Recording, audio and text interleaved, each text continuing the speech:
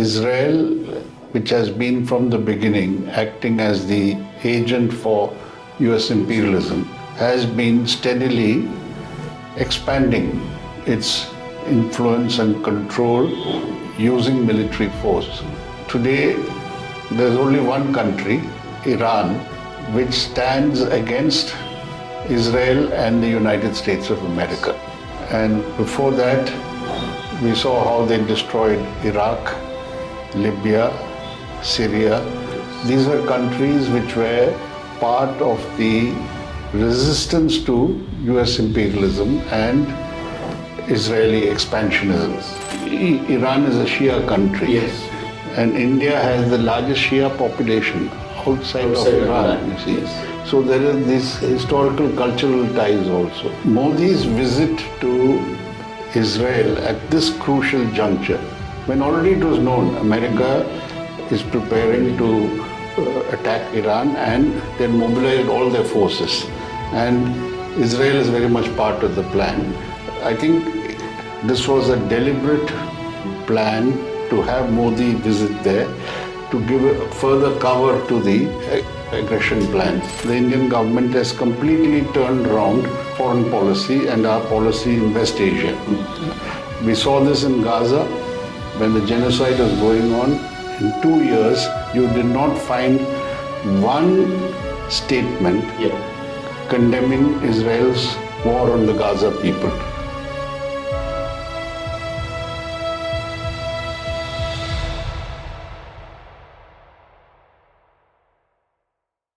Hello and welcome to Left Lens. Today we have Comrade Prakash Karat with us, the former General Secretary of the CPIM. Comrade Prakash, good to have you with us. Welcome to Left Lens. Thank you. Comrade, today with the US-Israeli forces aggression on Iran and the countermeasures being taken by Iran, there's a lot of concern regarding West Asia. So let's discuss that in this episode of Left Lens. The attack came even as Iran was part of a discussion with US under Omani mediation. In fact, the Omani foreign minister said on the 27th of February that they were very close to a deal, that Iran had agreed to not create a bomb and that they wouldn't even stockpile nuclear material. Yet, on the very next day, on the 28th, this attack was carried out. What do you think was the real reason for this attack? And what is the Israeli, angle also here? Well, if you would talk about the immediate reason, you must relate it to the historical background, which is that in West Asia, Israel, which has been from the beginning acting as the agent for US imperialism, has been steadily expanding its influence and control using military force. And today, there's only one country, Iran, which stands against Israel and the United States of America. And before that, we saw how they destroyed Iraq, Libya, Syria. These were countries which were part of the resistance to US imperialism and Israeli expansionism. So now Iran is the prime target, both for Israel and for the United States of America. Iran is not like the other countries. It's the biggest country in the region. It has a 90 million population. It's both economically and militarily, comparatively a big power there in the region. So taking on Iran was the priority for Netanyahu and Israel. Not now, for a pretty long time. Yes. And America, under Trump, has unhesitatingly now gone along with the Israeli game plan. Yes. In that, you mentioned about the talks which are being held, indirect talks between US and Iran through Omani mediation. there is a pattern to that. Last year, there were talks going on. After Trump came to power, there were talks going on. And then, while the talks were on, Israel launched its aggression. Yes. The 12-day war. And America joined in by bombing their nuclear sites. Yes. So this is a repetition of what happened. Same thing, talks were being held, and at the same time, Israel and America were coordinating to look for the most opportune time to attack Iran. So the talks were just a cover, a camouflage for their preparations.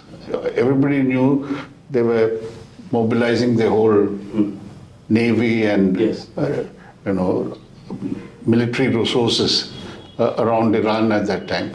So I don't think Iran was deceived. Iran knew very well that there is this threat. Yes. But they felt that if there is a possibility of a negotiated settlement, they should go for it.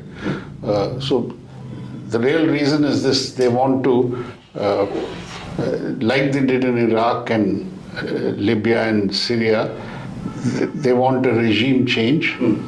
And if the regime change is not successfully implemented by this aggression, they'll at least try to destroy the economic and material basis of Iran so that it can never sort of rise again. I think that is the main aim of this aggression. Comrade, you mentioned two things. One, the America's attack on Iran's nuclear sites. Second, you mentioned the regime change. We'll come to the regime change in a bit, but this attack on the nuclear facilities that they had earlier during the 12 days war. After that, Trump had said that their nuclear program is finished. They were able to finish Iran's nuclear program. Yeah. But now, just as this attack began, Netanyahu said that they were close to developing a bomb, and that is why they attacked. So, no, how come they have been shifting their reasons all the time? They this time came out clearly saying they are aiming for regime change. Netanyahu made that very clear. At the same time, in the same breath, they said this is a preemptive strike. Yes. Trump also, if you see, in the course of the last 5 days, he has given a variety of reasons. Yes. They were close to making the bomb. They were close to attacking America. Various reasons are given. Yes. But the real thing is, the nuclear thing is obviously a pretext. They had decided to go all out and go for regime change. That is why the first strikes itself was aimed at the top leadership of Iran to eliminate them. Yes. So you mentioned this regime change that they've all been talking about. But, Pete Hegseth, the defense secretary, he said that this war is not about regime change. At the same time, Trump has told a so-called exhortation to the Iranian people, take your country. That's what I'm saying. What do you think would be the end game then? Contradictory reasons.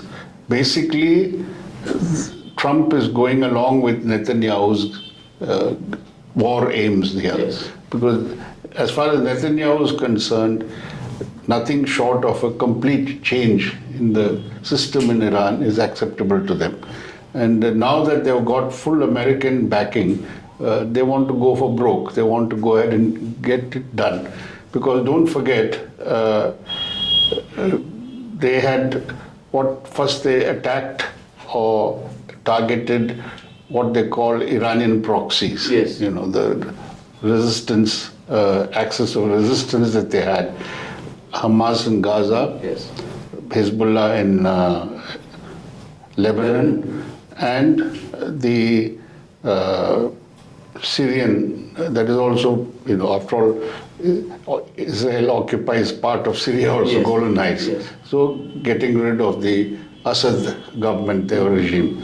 So they succeeded in all these three, weakening these three major allies of Iran. And now Israel thinks that time is ripe to go for the jugular, go for the Iranian regime itself. You've essentially made it very clear that this is Israel's war, and US is just giving them whatever support is needed to carry on their agenda.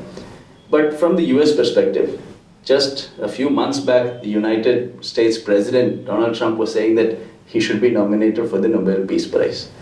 And after he wasn't, he said that now I don't have to work for peace anymore. He has bombed 7 or 8 countries, including Iran now. The previous president who won a Nobel Peace Prize, Barack Obama, even under him, as many countries were bombed, thousands of civilians were killed. Why is it that the US is so focused on creating conflicts and wars? As far as the Peace Prize is concerned, that's maybe a personal quirk of Trump. But don't forget, Obama was given a Nobel Peace Prize and he unleashed attacks. Yes. You see? He helped in Libya, the bombings, all that. So this Peace Prize is a farce, according to me. Not irrespective of this Peace Prize itself. They're giving it to that lady from Venezuela who's been inviting Trump to come and invade. So what is this Peace Prize? Yes. So that's not the issue. The issue is the Americans think bombing brings peace. You see, they're ensuring peace by bombing countries. That is the twisted logic of American imperialism. So at the present today, Trump could not resist, though he has been saying, I will not go for external wars, endless war, etc. That is the appeal to his base, the MAGA base. But to the American public, he could not resist the, what you might say, the opportunity. For example, Gaza. Israel commits genocide in Gaza, but Trump sees an opportunity, to put it crudely, as a business project enterprise. He hopes to, through peace board, have the reconstruction and his real estate interests of him and his business cronies. So Iran also, for them, American hegemony has always been there in West Asia. Part of that is exercised through Israel. Yes. And finishing off Iran from their point of view seems to be for them an assurance or a guarantee that American hegemony will continue in this oil-rich region. So all other commitments or promises he made earlier have been forgotten. Yes, and for peace, they don't mind bombing hospitals and schools and all that also. Nothing new about it. Let's talk about India now. It is immediately after Prime Minister Modi's visit to Israel that this attack was launched. Despite the fact that Iran was the nation that was being attacked, Prime Minister Modi himself has said that he has spoken to Israel and UAE but not to Iran. It was not too far back in history that we were open to buying oil, natural gas and all that, laying a pipeline, all this with Iran. What has changed since then and why? No, there is a complete turnaround. You see, as far as Iran is concerned, it's not just oil and gas or anything from Iran. We have had very long historical ties with Iran, historical, cultural ties, etc. And Iran is a Shia country. Yes. And India has the largest Shia population outside of Iran, you see. Yes. So there is this historical, cultural ties also. So Modi's visit to Israel at this crucial juncture, when already it was known America is preparing to attack Iran and they mobilized all their forces.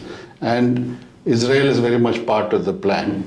I think this was a deliberate plan to have Modi visit there to give further cover to the aggression plans. So that when Modi is there, obviously the Iranians would think they would not be embarking on such an aggression at this time. And the way the Israelis laid out the red carpet for Modi, they also realized the value of this visit at this juncture. It will legitimize their aggressive plans.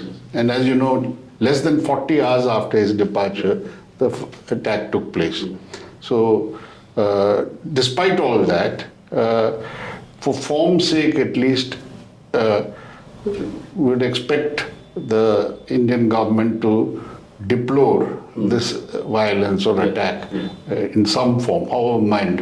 But that didn't happen. Yes. It only expressed concern about the situation in the West Asia and asking for, cessation or ending of hostilities generally. Yes. Worse than that, not only did Indian government not condemn this attack on Iran's sovereignty, when Ayatollah Khamenei was killed, assassinated, he is the supreme leader, he is the head of state of Iran. Not a word has been said against it. This shows that the Indian government has completely turned around our foreign policy and our policy in West Asia.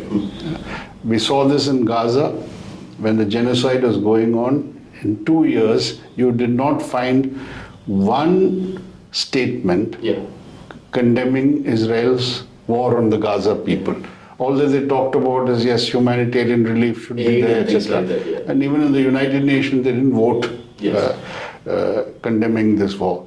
So what happened vis-a-vis Gaza is now being repeated in Iran.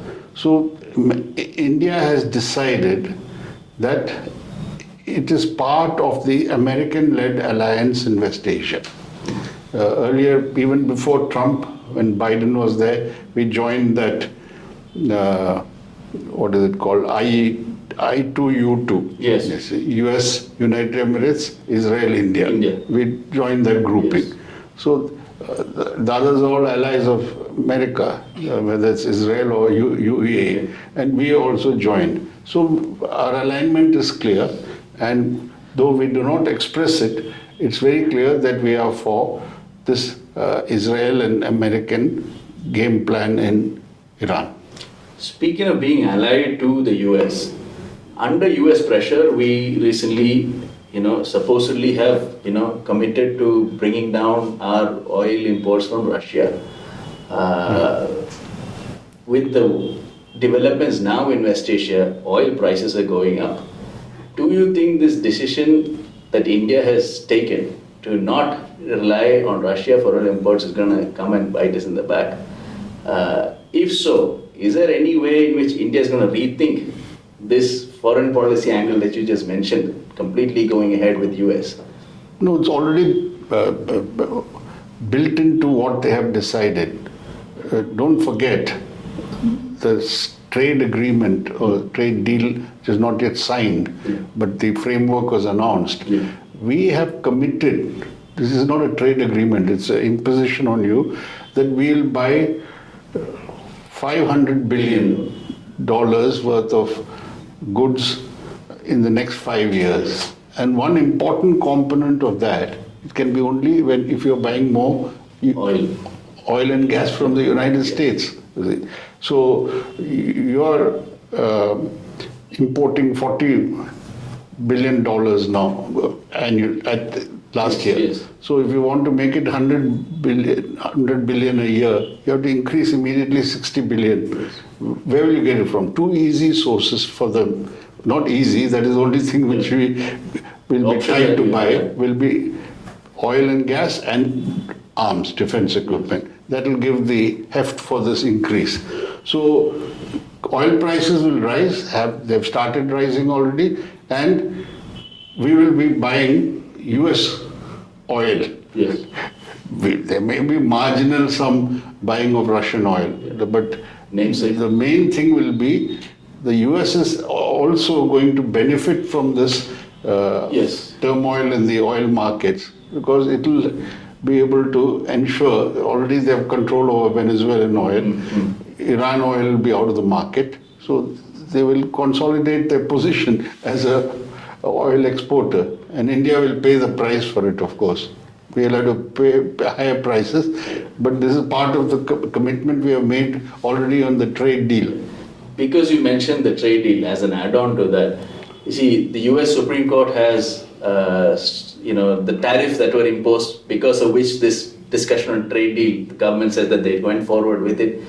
Those tariffs have been taken down by the US Supreme Court. Several nations that were discussing with the US said that no, we're not going to go ahead with the trade deals. But India doesn't seem to be thinking along those lines. No, it's a bit more complicated than that. You see, the Supreme Court has said using the emergency Provisions, powers, yes. that is not illegal for you to do. So they will find ways. Already they've increased, they announced up to 15%. They're working on it. And Trump has warned these countries, don't think you can wriggle out of the deal. We will then take harsher steps. So India is in no position to bargain or pressurize or get anything more. I think in a month's time, the whole thing will become clear. That if India agrees to 18%, what they wanted. Yeah, this will be part of a proper agreement. Yes. So they can say that this is an agreement, it's not... it's not part of the tariff. It's not a unilateral imposition of tariff by Trump. These two countries have agreed on a bilateral agreement. So we have to wait and see. India is not in a position today to take any, any repair of this defective agreement. I don't think they'll rectify this in any way. Let alone take an independent step. All the hope is that you keep your heads down and somehow this storm will pass, and we've already surrendered on these things. Yes. Speaking of the storm passing, in any war, it's always the ordinary people who suffer, especially women and children. We are already seeing that in Iran. Girls' school that was bombed down. 165 killed. Children. What do you think is the way to end this right now, or at least sooner than later? Also, and what? These attacks that are going on against Iran, the countermeasures that Iran is taking, how can you ensure peace in that region? No, the countermeasures cannot be put on the same plane as the aggression. They have a right to defend their country from aggression. Yes. And what they have said is they can't reach America, so the American bases in the Gulf region, they will target them. They made it very clear from the beginning that they will not spare them. They're not attacking UAE, they're attacking the American installations and bases there. So it's a very difficult situation for Iran. You see, in such a war, it's an asymmetrical war. Yes, it is. Iran, if it survives, it doesn't have to win the war. It has to survive. Yes. If it survives it, then America has lost the game, you see. Yes. So somehow they have to survive, you see. Their countermeasures also, it can't be limitless because they have a stock of missiles. Yes. They can't replenish now. So all they have to do is find ways to survive. So far, they've shown quite clear strategic clarity and ingenuity on how to meet the situation. Yes. So as far as they are concerned, they have to live to fight another day. Yes. See? And whatever you do from the air, and if you may cause a lot of destruction, but you cannot break a government or a system this way. Yes. What they say, through attacks by air, you can't bring regime change. They have to put boots on the ground, which I don't think any of them will be prepared to do. So let us hope that Iran will be resilient enough to continue to put up resistance and not get overwhelmed by this superior firepower. All right, Comrade, thank you for an illuminating discussion. I think with that we will wrap up this episode of Left Lens. Thank you.